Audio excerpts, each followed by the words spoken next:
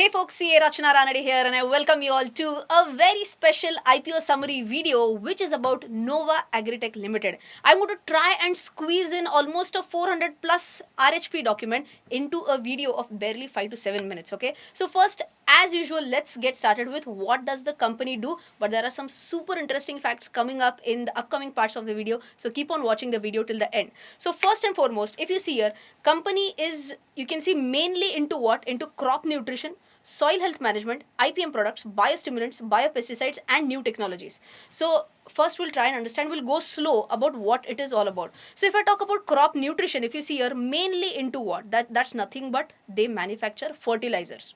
Even if you see here, this part of soil health management, this is also about fertilizers and also soil conditioners. Again, more or less similar to fertilizers, okay, for a common man, obviously. Then if I talk about the third one, it's IPM products. IPM is more like integrated pest management. And if I'm talking about pest management, I'm sure you can correlate with something like a biopesticide now. Okay, so these two are into pesticides. Next one is biostimulant. So when even I tried to search what is the meaning of biostimulant, basically it helps to fasten the metabolic process of the plant. It will help the plant to grow faster and also be better in nutritional value as compared to other plants. Okay, that is about biostimulants. I'm going to talk about this point, new technologies, what it is about. But first, this is about NATL, which is the holding company, which is coming up with the IPO, right? Now, this company has two subsidiaries, NASPL and NASIPL. So, what do these companies do? NASPL, which is the subsidiary company that is into, again, insecticide, fungicide, herbicides, PGR. PGR are basically plant growth regulators. And NASIPL is into seed development. Now, what is about seed development? They basically do R&D so that whatever seeds they come up with, these seeds will have, again, a better life or more nutritious fruits and vegetables. So all in all, better quality of seeds is what they are into. More R&D, right? Now, going back to this point of NATL, which was new technologies, they also provide drones to farmers. For what now? You can imagine that a farmer has huge farm and it will be humanly impossible for that farmer to spray pesticides manually. Now they provide these drones wherein the pesticides can be loaded onto the drone, and now this drone will fly over the farm area and will spray these pesticides, right? They also have devices which are called as Bhu Parikshak. So basically, Bhu Parikshak is what? A device which will test the soil and will tell this whether the soil is lacking in certain nutrients or not. And if it is lacking in, let us say, a nutrient, then they will provide them with these specific fertilizers which will enhance the nutritious value of that soil. Okay, now for this, what they do is they have a program which is called as a Nova Kisan Seva Kendra program. Now, what do they do under this program? They will have a word with the local farmers. They'll understand their problems, they'll give them solutions to that. They'll also give them some know-how and usage skills. All in all, they'll also help the farmers to better their agriculture skills. So I hope you have understood about what does the company do, but a very interesting point about their peers is coming up in the next section of the video. So now we are going to analyze the performance of 5 different peers, and what criteria have we taken that they should be listed within last, let us say, 7-8 years, because we do have peers which are listed somewhere back in what, 2002 3. We have not considered them. So in the last, let's say, 8 to 10 years is what is the cutoff that we have taken. So we are going to understand the post IPO performance for these 5 peers. First one is Bhagirath Chemicals. So here, if you see, got listed in 21, and post that it has been in a decent enough uptrend. Okay, second one, if I talk about Best Agro Life Limited, this got listed in what, 2016. And if you see here, it was in a sideways trend till what? Till almost 2019. So 3 years in a sideways trend. Post that, yes, it went in a good up move, and now again it has been consolidating. Now, if I go on to the next one, this is Heranba, got listed pretty recently, again in 2021. And if you can see, it has not done well at all. It has seen a big fall post listing. Even if you talk about India Pesticides Limited, IPL, IPL, did you hear that one? Okay. So 2021, after that, it went down pretty badly till 2023, and after that again it has seen a good up move. In fact, this is the month Jan 2024. In the previous month it gave a breakout but didn't sustain above that.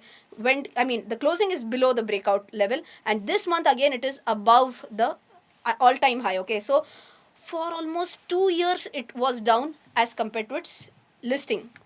Similar is the case with Dharma Crop Guard, and here if you see here December 22 ka listing, and quite a bit of pain in the first few months of listing.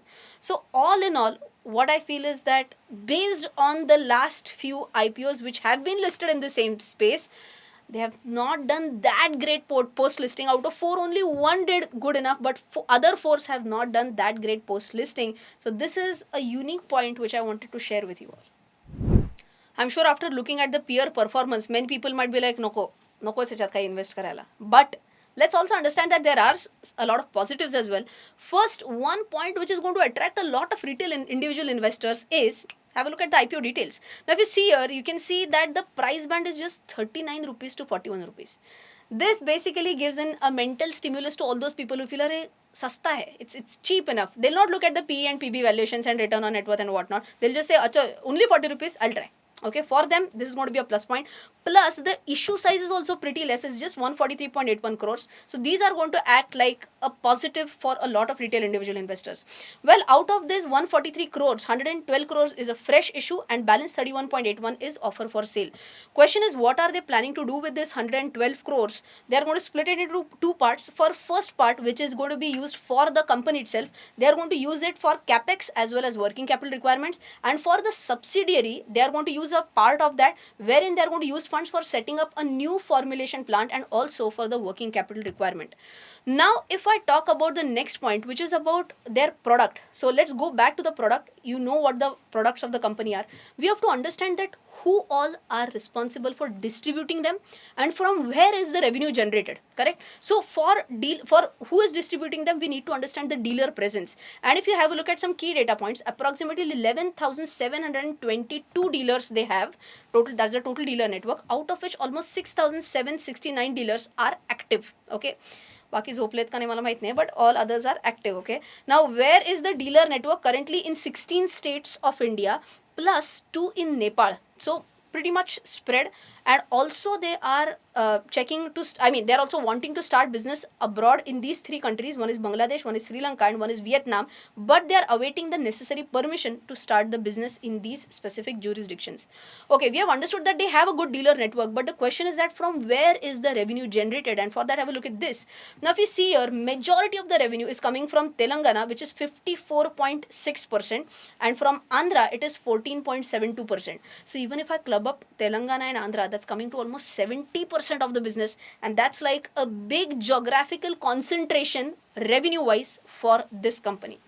Now you also have to understand that yes, we understood about the dealer network, we also understood about where the revenue comes from, but if they were to start manufacturing a new product, can they just do the R&D and start selling the product? No, they actually require certain licenses. So we have to also understand how much licenses they already have and how much they are already manufacturing.